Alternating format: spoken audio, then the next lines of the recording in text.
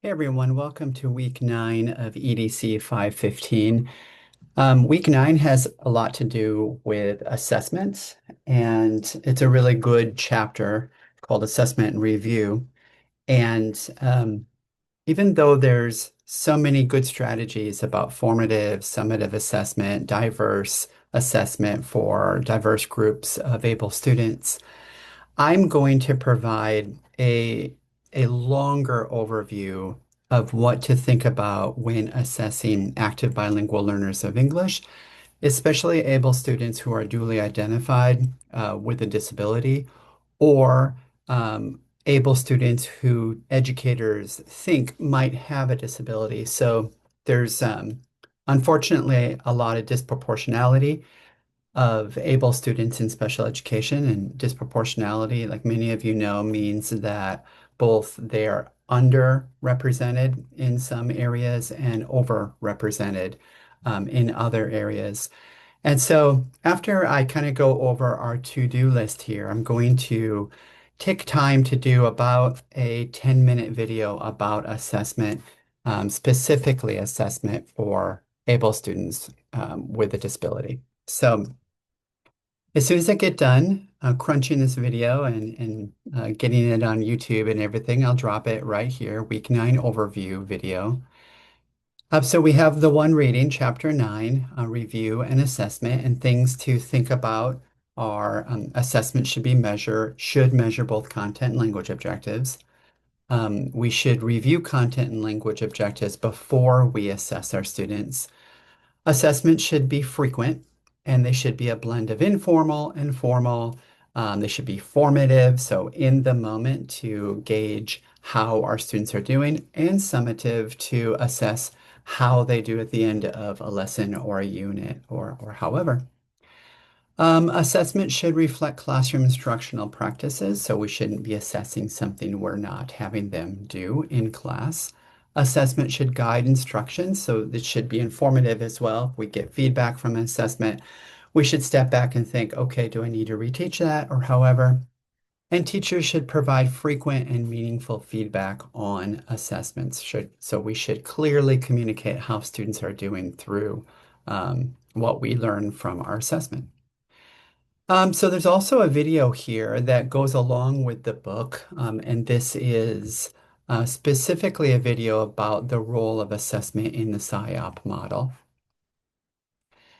So you have two activities to complete this week for a grade. The first one is the discussion forum, like we do every week. Please have your first original post submitted by Sunday night. It's called Assessment Takeaways, so I'll have you read the prompt there and respond to that. And then respond to a minimum of two of your peers' discussion board posts by the end of Tuesday night. And here's a link to do that as well. The second activity in graded activities, I'm going to ask you to submit your SIOP graphic organizer. I would like you to submit it to this link right here attached to the assignment tab by the end of Wednesday, November 5th. And I will, in line with this chapter, look at it, assess it, and give you feedback as well. Okay, so let me stop sharing this and go to a new screen and a PowerPoint. So this is a 10,000-foot overview of assessment for active bilingual learners of English. And this will kind of go across chapter 9 of the book and chapter 10 of the book, where we talk about MTSS, or multi-tiered systems of supports, in order to identify whether it's a language disability or a language difference with our able students. So the first one's sort of easy. It is and it isn't. A lot of times when we work with able students, we have our red pen out. Hopefully, we're not marking up a whole thing with red pen, because that's sort of hard feedback to get. But a question we have a lot is, what should we correct and what should we let go? So this quadrant here is something I developed that has helped me tremendously over the years, and it has focused down to about 25% of what I really should provide for feedback or assessment for students. So first of all, I distinguish between mistake and error. So a mistake is something the able student knows, but did wrong this time. It was clearly just a mistake. An error is something that they have not learned yet. And I know that because I see them missing or doing this error over and over and over again. So that's one distinction I want to make. The second distinction I want to make is the thing that the able student did wrong, does it impede my understanding, or do I still understand what they're saying or what they're writing? And then down here, it does impede understanding. It makes what they wrote or what they said ambiguous and hard to understand. So out of all of these, I am not going to correct a mistake, especially if I can still understand what they're saying. I'm actually not going to correct the error if I can understand what they're saying also because they just developmentally haven't gotten there yet. They're making that error because they just aren't quite ready to learn it yet. They'll get there. We know about benchmarks with second language acquisition. They'll get there. So down here gets a little bit more interesting. It's a mistake and it does impede my understanding of what they're trying to say. It might be something like they know the past tense, irregular form of a verb, but they don't use it correctly, and we're not sure if they're trying to say that happened or didn't happen or however. I may or I may not correct that. But I am going to correct this down here. And this is an error that impedes my understanding and others' understanding of what they're trying to say. The reason I'm going to correct this is they haven't learned it yet. And so they need my help to teach it to them. And not only do they need my help to teach it to them, it's impeding understanding of what they're trying to say, or it's embarrassing them, or something like that. So this is the quadrant that I focus on when I correct able students' work. Similar, we're going to see a quadrant, but this is very different in its scope. This is a 10,000 foot view of how do we narrow our focus on who we should be concerned about. So these are able students who we don't know if we should refer them for a special education assessment or not. So let's take a look up here. If they're doing great in both languages in our school, I try not to say high or low when it comes to students, but I'm going to on this slide. If they're doing great in Spanish and great in English, there's no concern whatsoever. Let's go down here. They're not really doing that great in Spanish. Maybe this is a dual language school, a bilingual school, and a goal is that they continue bilingually, but they're doing really great in English. So what we know about language and disability is disability cannot and does not choose a language. We cannot have a disability in one language and not a disability in another language. Language is just language. We're going to have, if we have a disability, we're going to have it across both languages. So since a student is doing great in English, I'm not concerned about a language-based disability. I'm going to make some suggestions. I'm going to say that they increase work in their first language in Spanish to improve their ability in that language. So let's go back up to here. And it's high in Spanish, so they're doing great in their first language, but low in English. This is the quadrant where a lot of teachers make a mistake. They'll say things like, since they're low in English, I think they might have a disability. I think we need to refer them to testing and special education. I think they should get special education services. Well, let's back up. If they're doing great in their first language, they do not have a language-based disability. Disability does not choose and pick between languages. So in this case, I'm not going to refer them right now. I might collect MTSS data in case I'm wrong, and that proves me wrong. But I'm going to encourage continued Spanish, but increased in English as well. That's where we want to focus because that's where they seem to be weak at this moment. It's only these kids down here who just are not performing across any language. They're lowly performing Spanish. They're performing lower than they should in English. So for these kids, we want to start identifying specific interventions. We want to gather data, and we want to gather data not only in Spanish, not only in English, but using translanguaging as well, because kids sometimes know more when both languages are put together. And I'll have a slide for that here in a second. So we want to gather data before, during, and after um, referring them. We want to have informal observations, formal assessments, formative, summative, social, academic, an ecological approach to gathering data about these students. So this is the quadrant that I'm really concerned about. I'm talking to you about this today because in education, we measure what we value and then we value what we measure. So we need to really look at what we are initially measuring. If we're just measuring something in one language and then in another language, that's not bilingual measurement. That's monolingual measurement 2 times. This is why it's important. If I look down here, I'm going to give a star to Spanish, a sun to English, and a smiley face to using both of them. So for a lot of able students in English, they're going to measure out on the entering or the lower end of language proficiency in reading, writing, listening, speaking. If we measure them or assess them again in Spanish, they're going to be higher because it's their first language, but it might not be the whole story. If we find a way to allow them to translanguage or use all of their language in an assessment, they may be even higher.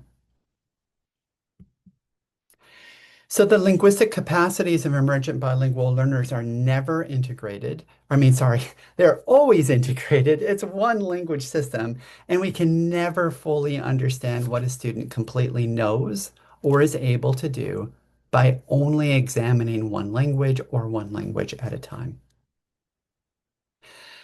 So a lot of these monolingual assessments lead to educational myths. And so the next couple slides, I'm going to talk about some really, really prevalent myths that I want you to debunk in your professional lives.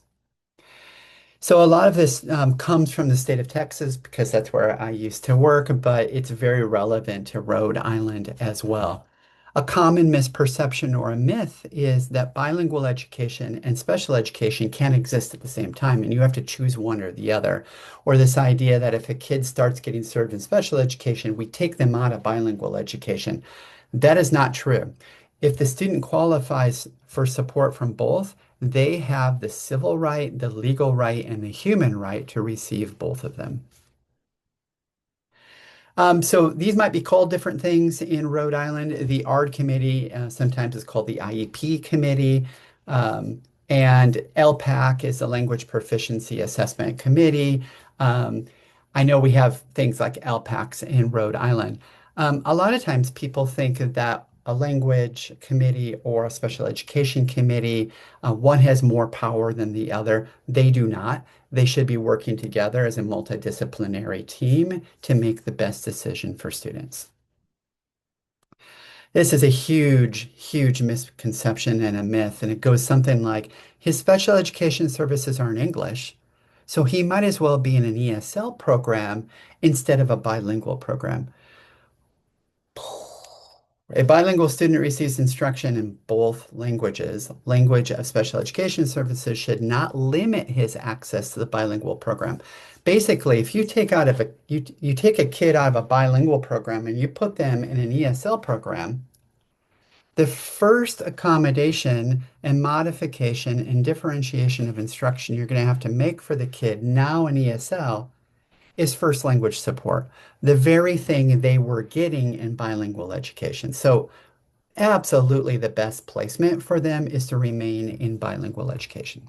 There's no, there is no proof that they become confused in staying in bilingual education.